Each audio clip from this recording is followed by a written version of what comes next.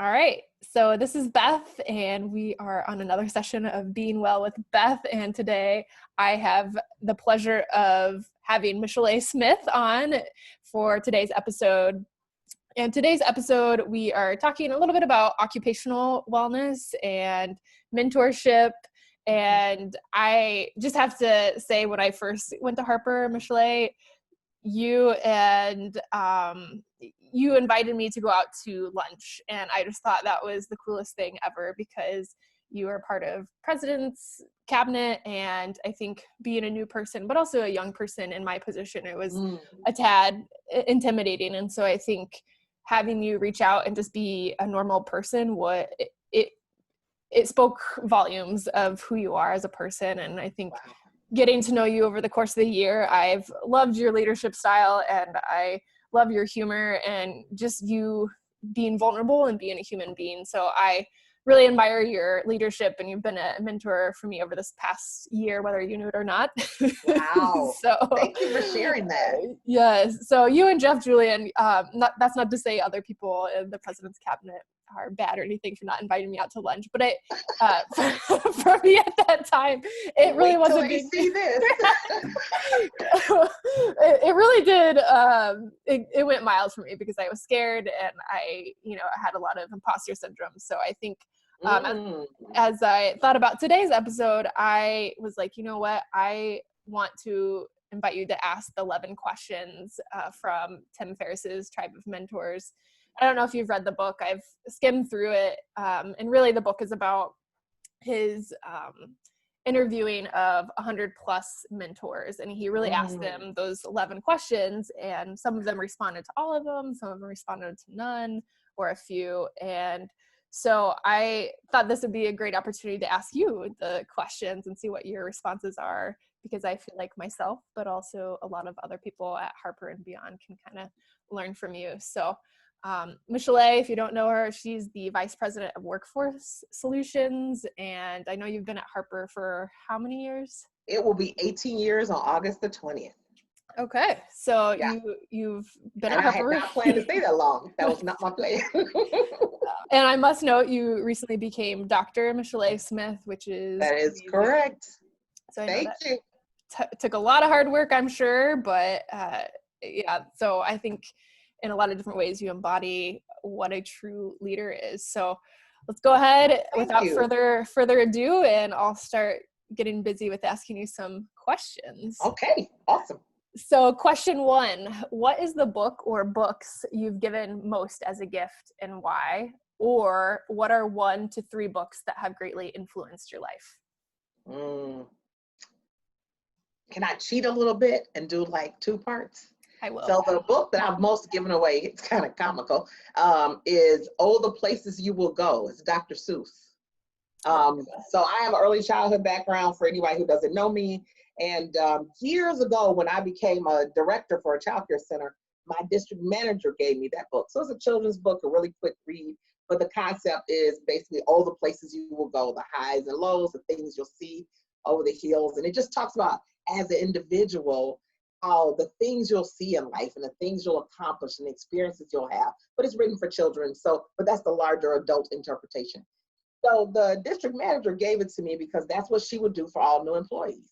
And if you've ever run a child care center, it is a lot of work. It is different every day. And when you have little people, all kinds of things can happen that you're never ready for. And so it was really appropriate. And over the years, I've used it when I've hired people to just kind of give it as a new book, regardless of what line of work. So it's just a nice little reminder that's there. But the other thing I want to add, and a colleague of mine will appreciate this if he watches it, is I was introduced to How Full Is Your Bucket a few years ago. And I might be messing up the title, so I apologize. But they have a children's version, but it's an adult version as well. And the concept of that book is that every day we start our day with a bucket full of water, if you will. And that throughout the day, as we have encounters with people, they either add to that bucket or they take from it. So with their ladle. And so as we have negative encounters with people, it's like dipping into your bucket and taking out of it. And when people compliment you or encourage you or do things for you, it's like pouring into your bucket. And some days we end the day with a bucket that's just dry and swinging in the wind because people have just been taking. And the concept behind the book is how can we help fill each other's buckets? And so I've always loved that, and that whole metaphor as well, because it's an opportunity of how do I pour into somebody else? So for me, what you just shared about coming to Harper and being a little nervous and us going to lunch, you poured into my bucket, and part of me taking you to lunch was to pour into yours. And so the concept there is if we do that, folks won't end their day with a dry bucket swinging in the wind. So that's another one I like. I love that. And I can attest that, Michelé, you definitely pour into my bucket every time I interact with you so far. So far, right. Right. We'll see. Still time. So the second question here is, what purchase of $100 or less has most positively impacted your life in the last 6 months or in recent memory? Anything, brands, models, where you found it. So if you want to name drop anything. It was on Amazon. So actually, it was kind of a pay it forward type of thing. Somebody bought me a diffuser with essential oils. You'll appreciate this, Beth, as a wellness person. And of course, I was like, essential oils are hokey. But I want to say that has been so great because it's in my office. And as I was writing my dissertation, when I had those times I get stuck, I'd get my little essential oil. Which one? Peppermint? What's what? Okay, and I put it in and let the diffuser go. And it really, it does change the mood. So it is actually a gift that I have bought over the course of the year for 3 separate people that are really dear and close to me. And each one of them talked about how wonderful it was as a gift. So it was one of those things, it wasn't extra costly or anything like that, but it's brought a lot of joy and long-term happiness for folks. So that I would say has been the best. And do you have a favorite smell? I am more of there's a eucalyptus in there that I like. There's a lavender and there's eucalyptus. Those two are kind of the favorites. And I will say that all the science on peppermint, I believe it's true, because I do feel like the brain gets a little when you use that. Fair enough. Fire enough. One day I did do a few. It says like 2 to 3 drops, but I thought more was better. That was not the best decision. So let's say, please follow the instructions. Noted for the viewers. Number 3, how has a failure or apparent failure set you up for later success? Or do you have a favorite failure of yours? A favorite failure? Really, Beth? A favorite failure? I think that's an oxymoron. So what comes to mind for me? Years ago, early in my kind of leadership management career, I had an employee who worked for me who another colleague had come to me to complain about, and that this person wasn't doing this or that or the other and blah, blah, blah. So then I wanted to honor the employee who had the concern. So let's say their name is Sue. And so I went ahead and spoke to Jane, who was the concern was with. And I wanted to say to Jane, hey, Jane, this is how you're being perceived. Information, I just want you to be aware of that. Let's talk about it. And it upset Jane so bad that she ended up quitting, which was not my intent. And what I got from that is I failed to do what I think we all forget about sometimes, that there really are 3 sides to every story, yours, hers, and the truth, somewhere in the middle. And that people, their perception is their reality. And so from that, what I've learned is if people come to me, let's say, Beth, you come to me and you got a problem with Jane, then I'm going to say to you, what would you like to see happen? And if it really is an issue with Jane, I'm going to talk to you about how I can moderate a conversation between the 2 of you, or I can give you tools for how you can have the conversation. Because what I did in that situation, what I thought was helpful in the moment, it actually ended up making it worse because Jane didn't feel supported or heard. Only Sue, which is, I think, the name I made up earlier. Trying to make sure I keep the names for being real people. So from that, I've learned that if you want to come to me with a concern about a colleague, I want to coach you and help you with figuring out how to have the adult conversation. And if that's not a space you're comfortable with, I can moderate a conversation between the 2 of you. But what I don't want to do is do you, she said, he said, and blah, blah, blah. So honestly, for me, I regret the way I handled that many years ago. Since then, it has taught me to really take more of the, I'll moderate, or you need to be big enough to have the conversation. I find that in most cases, people have taken the tips and had the conversation. I've had a few times where I've moderated. I've had some other times where people, all of a sudden, that thing that was such a problem, it just went away. And I like what you said. I don't want to misquote you, but you said their perception is Somebody told me that years ago. One's perception is one's reality. Yeah. So it doesn't have to be real to you, but it's real to me. So the other example I use, I don't know if you can see it, but I collect elephants. There's a little elephant on the wall. Okay. So I collect elephants. Anybody knows me long enough knows. And somebody told me the story. If we were in a room and you were standing at the front of the elephant and I was standing at the back of the elephant, I usually try to let the other person be at the front for this example. And we were asked to describe what we see. We would describe very different things. Because what you see is the front of the elephant, the trunk, and I see his tail.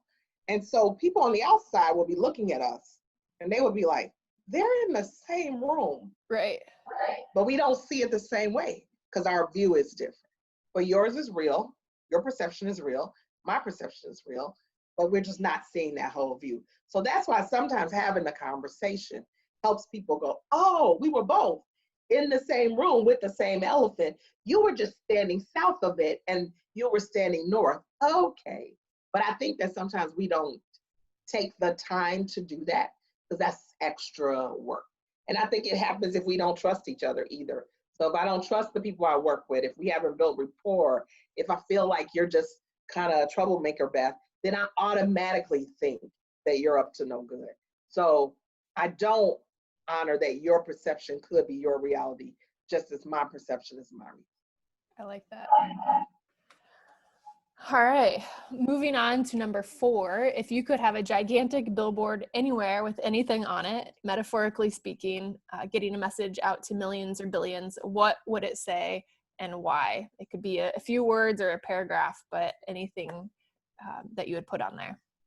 It's so funny when you say billboard. I have a girlfriend who's in radio and television, and I think of her because I remember the first time I saw her face on a billboard, and I was like, how did she get on a billboard? Because, when you know your friends and they become semi-famous, they're still like just your friends. Right. And the world is like, she's famous. And I'm like, no, she's just her. So, it's so funny. If I had a billboard, it'd probably be more of these words.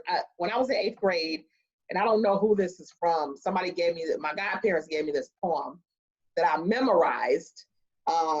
And I don't know who the author is. I think it was unknown, but it's something that I've always gone to over the years, kind of as a mantra. So I'm going to see if I can remember it. And it's been a while since I said it, but it goes like this: be yourself, but be your best self. Dare to be different and to follow your own star. And don't be afraid to be happy. Enjoy what is beautiful. Love with all your heart and soul. And believe that those you love you. Forget what you have done for your friends and remember what they have done for you. Disregard what the world owes you and concentrate on what you owe the world. And this is my favorite part. And when you are faced with a decision, make that decision as wisely as possible and then forget it. Because the moment of absolute certainty never really arrives. Mm-hmm. Above all, act as if everything depended upon you and pray as if everything depended upon God. Wow. And I'm really old. It was like 8th grade. I think I did pretty good. I might have missed the line, but in general, that was the gist of it. So I think I would put that on a billboard because that has helped me over the years. I've shared it with friends. I have a girlfriend who used it on the back of her mother's obituary, just once people hear it, and it was always unknown. So I don't know who wrote it, but it's just one of those things. It's kind of the messages in life. And I would say in 8th grade and in college and even in my late 20s, early 30s, I don't think I fully appreciated the words to that as much as I do now as somebody who is over 50. And just understanding like every day is precious. You don't have a lot of time to waste. You don't have a lot of time to get caught up in what other people think about you. But how do you do the best every day? Honor folks, honor yourself, and move forward. Yeah, and I feel like the first part, it reminded me of Brene Brown. She always says a quote of, "Don't you love her?" Yeah, I love Brene Brown. And she always says, try and go throughout your day looking at people, knowing that they're doing their best or they're trying their best and giving their best selves forward. And sometimes that helps change my perspective of, if I'm frustrated with someone, I'm like, okay, maybe this is the best that they can do today. And I think I'm not always the best about that every day, but it does help change my perspective of like, I don't always know what's happening in their life and maybe their best self that they can put forward today. That's really good. That's very insightful. It makes me think of Joel Osteen. I don't know if you know who he is. He's a pastor like in Texas, I think is where his church is, in Houston. And he a lot of times before he starts a sermon, he does like a little story or a joke. And I remember this one years ago. He talked about this lady is driving like in a station wagon and she's going really slow, and people are honking and they're like, what is taking, you know how you get impatient behind that slow. And so finally the one driver gets around her, and as he gets around her on the side of her station wagon, there's a sign that says she's carrying baby chicks. So basically on the bed of that station wagon, she has this crate of baby chicks, which is why she's going so slow. And so he uses that to say to us, you never know what people are carrying. And so sometimes, that person's a little snarky or whatever, but we don't know what people are carrying. We don't know what we don't know what happened at home today before they got in front of us at work or whatever. So sometimes it's like, okay, show a little grace, do a little patience, and kind of, just go, maybe it's, there's something going on. Maybe they're carrying a station wagon full of baby chicks. Yeah, I love it. Yeah.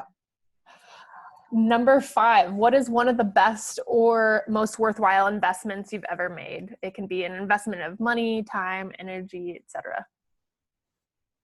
I would say my godchildren. I have a godson who's an adult now, runs his own company, Mr. World Traveler, blah, blah, maybe not traveling so much right now, but and then my goddaughter who finished her bachelor's degree and then immediately did her master's in social work. And I don't have children of my own, but I was very instrumental in helping to raise the two of them. One came from a really young single parent. The other one, we were just really good friends, and she made me godmother to her daughter, and I have helped put both of them through college. So I would say that is probably the best investment, because they both gone on to do really well. They both finished their undergrad and they've gone on to be really successful. And my mother always taught me the one thing people cannot take away from you is your learning, is the way she was saying, but your education. And so it was important. That was a message I always reiterated to them, to have them go forth and do that. And so all those checks I wrote and those quick pay Zelle payments, I feel like they did not go to waste. So I feel like that was a good investment. Oh, that's awesome. Thank you for sharing that. Number 6, what is an unusual habit or an absurd thing that you love? I love sunflower seeds. Oh, me too. With the shells on. Like, I don't know why people eat them without the shells. I think the work, it's all about the work. Yes. I love sunflower seeds. And I like road trips. So when I drive on a road trip, that's it. I got a little cup, I got my sunflower seeds, and that's how I can do a 12-hour drive with a bag of sunflower seeds. I just feel like I had a moment with you, because I absolutely love sunflower seeds, and I just came back from Iowa, and it was like my cup was like, yes, you can't have a road trip without sunflowers. You gotta have a sunflower seed. My baby brother does it too. There's 4 of us, and my sister, my other brother, thinks the 2 of us are nuts, but it was like, that is the thing. So if I don't have sunflower seeds, the first stop before you get on the road, I need a gas station, I need a 7-Eleven, I need somewhere so I can get some sunflower seeds. See, I knew it. Like, do you have a brand that you're partial to? Yeah, you have to do the David sunflower seed. Absolutely. Because if it's anything different, it doesn't taste the same. It's questionable. Yeah. It's suspect. Anything else is suspect. You don't know if the seeds are going to be burned or not. Yeah, it's got to be David. Yeah. Excellent. I knew I liked you for a reason. In the last 5 years, what new belief, behavior, or habit has most improved your life? I would say in terms of a habit, I think for me, I've gotten better about daily prayer. That's probably been the habit. And honestly, there were 2 things that I'll be totally transparent about. I got divorced about 5 years ago, and that drove me straight into the arms of God, because it was really an experience that I was not going to be able to get through on my own in my own strength. And also about 5 years ago, I was probably about a year into being the diversity officer for Harper. And I will say that is also work that I found I could not do in my own strength. So diversity and inclusion at the time, we're now diversity, equity, and inclusion. this is about people and how people experience the place. And I was the inaugural chief diversity officer. And of course, everybody wanted me to solve every problem. The campus didn't always feel welcoming to every person, depending on their background and their identity. And so there's a lot of personal labor and psychological and emotional labor with that work. And so what it really made me do is it really made me lean into my faith and really kind of dip into God's bucket, if you will. I'm like making his bucket empty. Thank goodness you can't do that. But I really had to have that, so some spiritual pouring into myself to be able to navigate through those days and through the experiences, because it's almost like the little duck that imprints on whoever follows. Every experience, really, I was carrying that. And I had to learn how to not carry that individually. So prayer was a big thing. So that became a very ritualistic habit, common thing for me to do. And I could tell the difference in the days when I didn't start out that way versus when I did. That would be the day when you would probably run into me, Beth, and be like, what's her problem? Nah. But it was very apparent to me when I would have those days where I knew I hadn't grounded my day spiritually. And they would be like, why is everything going so crazy? And then I'd be like, oh, because you got up and ran out the house today without pausing, without, getting armored up and filled up. So that's what I was saying. Which we've chatted about before in terms of wellness, is that it's 8 different dimensions, kind of, depending on what area you're looking at. But, that spiritual wellness is something that, we often look over. It doesn't mean that, people are always going to believe in the same thing, but it's about finding that purpose, finding that thing that drives you, which it sounds like it's been a catalyst for you, and not only your career, but your personal life as well. So yeah, absolutely. 8, what advice would you give to a smart, driven college student about to enter the real world? And then what advice should they ignore? So here's the first thing I would tell, and I wish somebody had told me this 30 some odd years ago, is it is not going to happen overnight. So, we do this thing in America about education, and you got to go to college and get your degree. And that is going to be the answer to your entire success. And it just doesn't work that way. Especially if you're like me and you have an undergrad in psychology. Nobody. Same. Oh, well, there we go again. RC, psychology degrees. Yeah, there we go. It's like that needs to be clarified for folks. And so I think we talk about going to college and we talk about going to work, but we don't really explain that it's not like this immediate thing. I think about my grandfather. He worked for a company. He hadn't gone to college, but he worked in a factory. You do your 50 years, you get your gold watch, you retire. That's not even the way it works anymore. Mm-hmm. And I would say for your generation and younger, it's even more. My group, we maybe change jobs 3 to 5 times in a lifetime. You guys are changing jobs 7 to 10 times in a lifetime. So just thinking that I'm going to go to XYZ University and graduate and I'm going to be set. I just think it's unfair to put that on folks. I think we should do a better job of explaining that degree or that credential really says to the world that I am trainable, that I can learn, that I can finish what I start, that I know how to be a constructive thinker, that I know how to engage in discourse. That's what it says. It doesn't say like I'm set for life. So that's the thing I would say.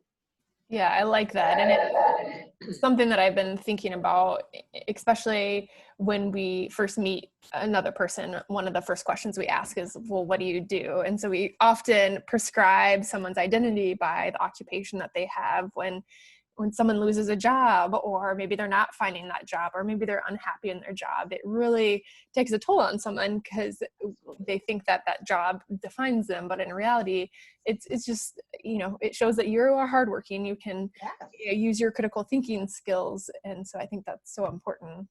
Yeah. And I think that's a really good point too, because if we automatically decide, oh, you work at XYZ location or retail or whatever, you're not, whatever. We don't know if that company is paying for them to go back to school. We don't know what trajectory they're on. We don't know if that's serving a purpose right now in their life, which is the right place for them to be. So I think that's a really good point. Sometimes that whole, what do you do? We've now said a lot about what that identity means to us by simply asking that question, as opposed to let's have a conversation with folks. And if that's a key part of my identity, it will naturally come up in the conversation. And if it doesn't, maybe you don't need to know what I do for a living. I didn't ask you to pay my bills, so it should be okay. Right. That's what we always say. They didn't ask me for nothing, so whatever they're doing, it's okay. Number 9, what are bad recommendations you hear in your profession or area of expertise?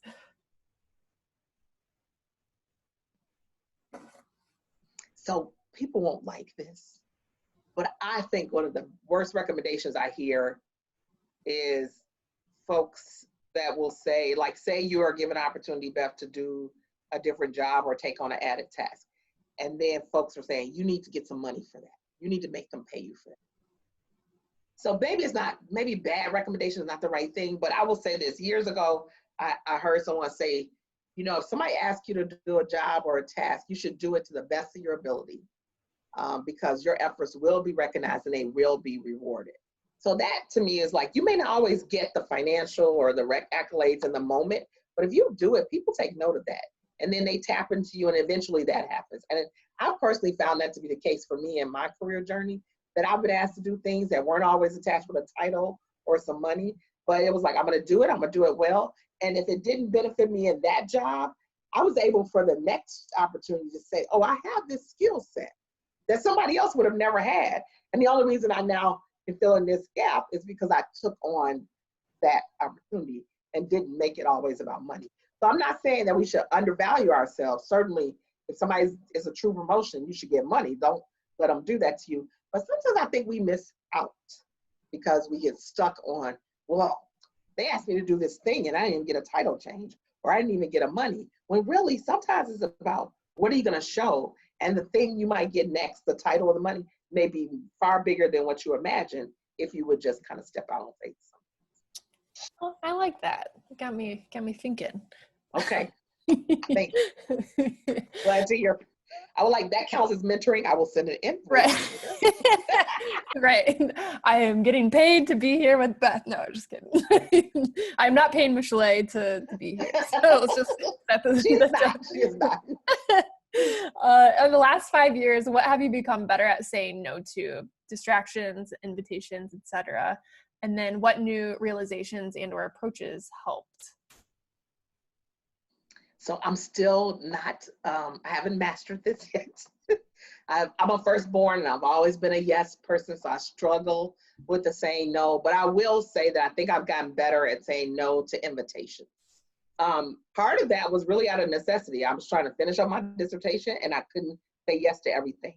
Now that actually helps because sometimes I'd be like, I gotta write, I gotta edit, I can't come because I finished. Actually, one of my sister-in-law was like, okay, thank God, because now you can stop missing family gatherings and all this other stuff because you won't have to be writing.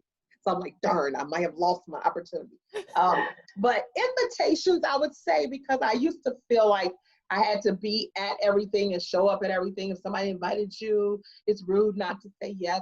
And I think what I've learned is that I don't need to be at everything. And just because a lot of times they invite you, they don't even know you're missing. Sometimes we get really caught up, like they're going to be really traumatized. I'm not there. And they're like, there were 80 people here. Nobody missed you. But it comes with the reality of what commitments have I made to myself? What does my week look like that week? And that sometimes it's okay to say, like, really, I've done all that I can in this week or this month or in this day.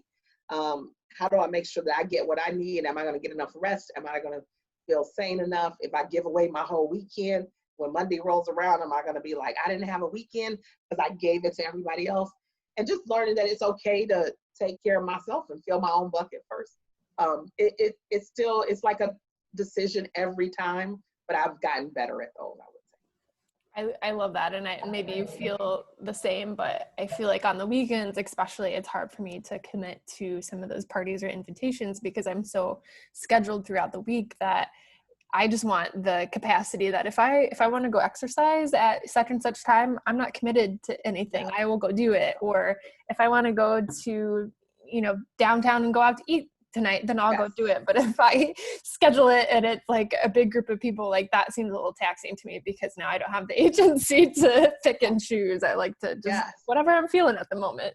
Well, when you just finished saying that, it made me think too, Beth. I think probably the thing I'm better at saying no to is I've always been the organizer in my groups, and there are like multiple groups. And so what was interesting as I was doing my dissertation process, I noticed some of the groups kind of fell off. And it was like, oh, because I'm not organizing the gathering. I'm not the one corralling us together, which to me said, well, why would that happen? Like, it's not that hard, people. It's not that hard to say, here are 3 dates, which one works? Majority picked this date. I've made a reservation in a restaurant. That's not that hard. And so instead of my inclination as a firstborn was to fix it, what I did was like, I'm going to sit back. And then eventually people started taking that on and being like, okay, I scheduled us a date and we're going to, it was like, see, that's not so hard. So now I'm like, you know how to do it. You've proven you do. I don't need to take that back on. See, you're setting the tone. Yeah. Number 11, which is the last one. When you feel overwhelmed or unfocused or have lost your focus temporarily, what do you do? If helpful, what questions do you ask yourself? Yeah.